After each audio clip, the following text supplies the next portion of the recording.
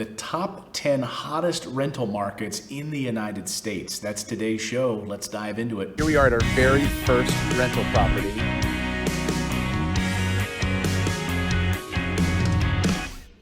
Hey everyone, I'm Clayton Morris, longtime real estate investor. I built this channel to help you build financial intelligence so you can build financial freedom.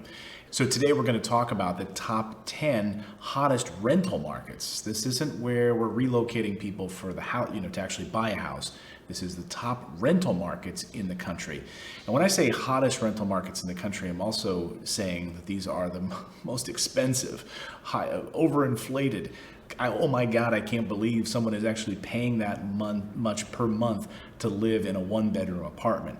Now we're going to look at this data as it relates to one-bedroom apartments, and that's how I'm going to present the data to you, and we'll go from there. So I want to be clear: these are areas that I would never invest in as a rental investor, because these are areas that are really A-class neighborhoods, highly speculative, with a lot of volatility.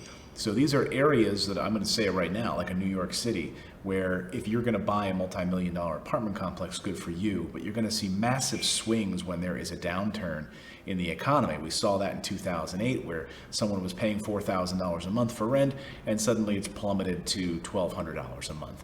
So if you, the owner of that particular property, you took a massive punch to the stomach when it comes to rental rates. So I don't go for that kind of volatility, but these are the craziest, fastest growing, most expensive. Another problem too is we're seeing a crisis in this country for affordable housing, and some of these higher priced marketplaces are really forcing out those people that can't afford to live there. So someone that doesn't make this kind of money might not be able to afford to live in a San Francisco or Miami or these other places. And that's sad. They're being forced out. Maybe even the jobs are having to get a 2-hour commute just to get to that job in that city, and that's making it very, very difficult. So without further ado, let's break down the top 10 hottest rental markets in the country.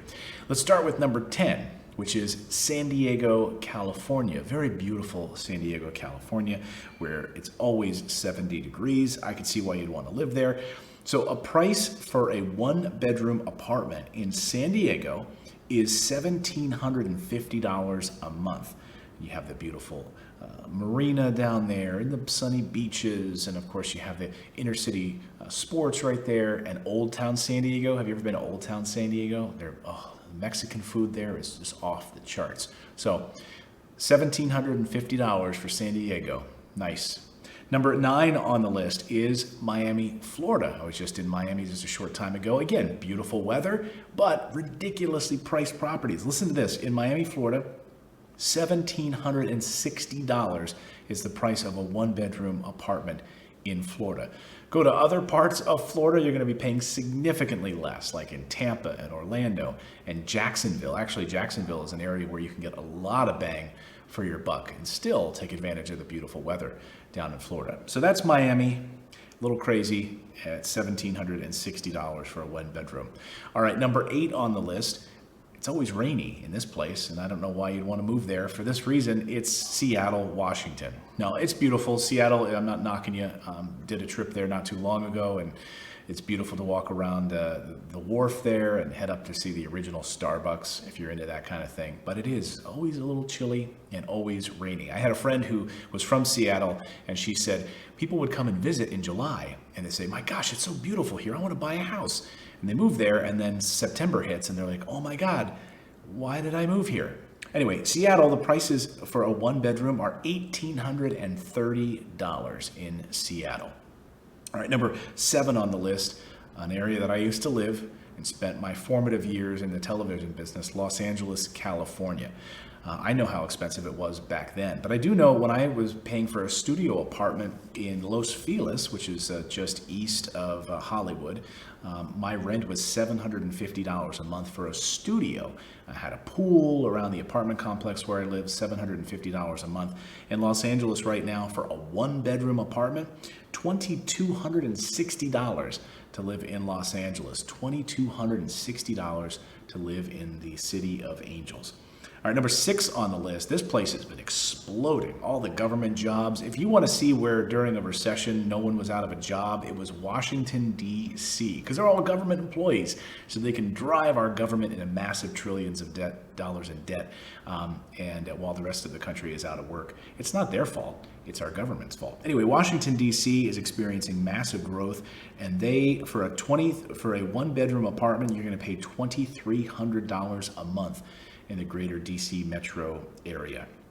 All right, another California city is here on the most expensive, hottest housing list. Not surprisingly, it's always California. Number 5 on the list is San Jose, California, which has seen a lot of growth, obviously outside of the San Francisco area. And for a 1-bedroom apartment there, you're going to pay $2,440 a month in San Jose. I was actually really shocked by that. I didn't realize that San Jose had gotten that pricey. And they're seeing some significant growth, which is amazing. Another area in California, here we go again with another California on the list. This is number 4 on the list. This is Oakland, California. Of course, they haven't had a winning sports team in quite a while. $2,470 in Oakland, California. $2,470 for a 1-bedroom.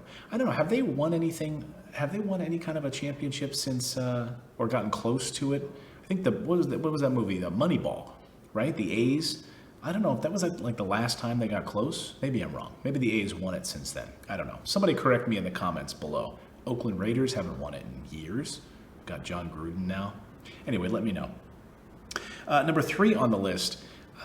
This was surprising, but it actually also registered very high on one of the most walkable cities. So what we found in some of the housing data, separate from rentals, but housing data, is that cities that have a lot of walkability do very, very well consistently near train stations, and Boston is very flat. So the city of Boston on this list with $2,500 a month in rent if you live in Boston in a 1-bedroom apartment. Very walkable city, access to trains and public transportation, and great clam chowder, but ridiculously expensive, $2,500 a month. All right, finally, back to New York City is number 2 on the list, Manhattan. This is one of those cities, man. It goes up and down, paying $4,000 a month in rent, down to $2,000. Right now, the average price for a 1-bedroom apartment in Manhattan is $3,000. $3,000 for a 1-bedroom. I'm trying to remember. I had a 1-bedroom and I paid about $3,500, I think, a month.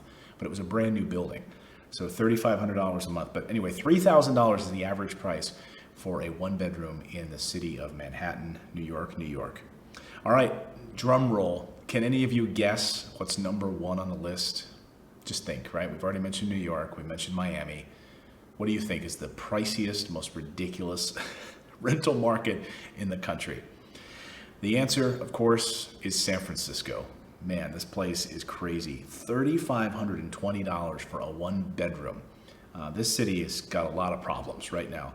California, again, tops of this list, but there are people having to leave at 5 in the morning. If they leave beyond 5 in the morning to try to get to the city, and if they live like 40 minutes away, it could take them over 2 hours to get from places like Dublin, California, Fremont, and other areas to get into the city for work.